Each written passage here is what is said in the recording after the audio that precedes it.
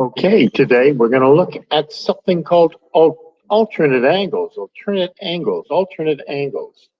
And actually, we're going to look at alternate interior angles.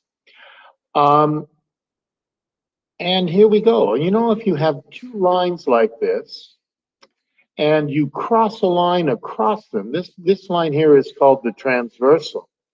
It turns out that this angle A, where the red line is, and this angle B, they're called alternate lines. They're called, sorry, alternate angles. They're called alternate angles. And the ones on the outside, on either side of this transversal, they're also alternate angles.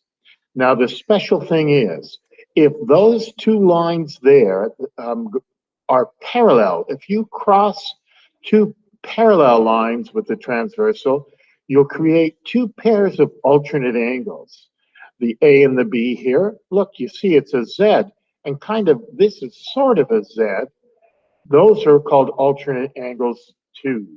Okay, so alternate angles are equal if you for parallel lines and you cross a transversal, that a line across them.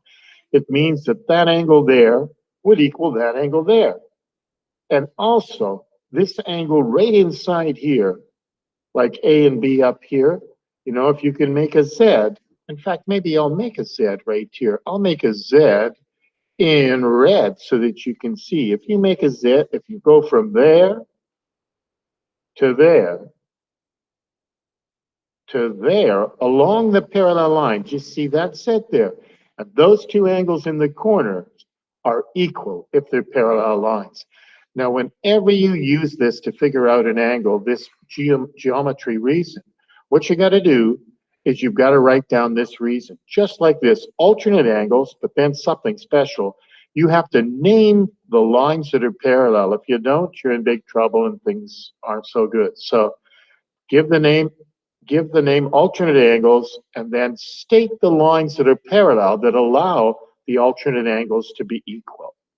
Okay, now I've given you a bunch of questions, and just 1, 2, 3, 4, 5, 6 questions. Some of them have 3 different letters I want you to figure out. Well, you figure them out in alphabetical order. When you use a parallel reason in this exercise, use the alternate angles one and state the lines that are parallel in the picture. But we're going to get practice using all our other reasons. Angles in a straight line that sum to 180, vertically opposite angles that are equal, equal angles opposite equal sides, and angles sum in a triangle up to 180 degrees.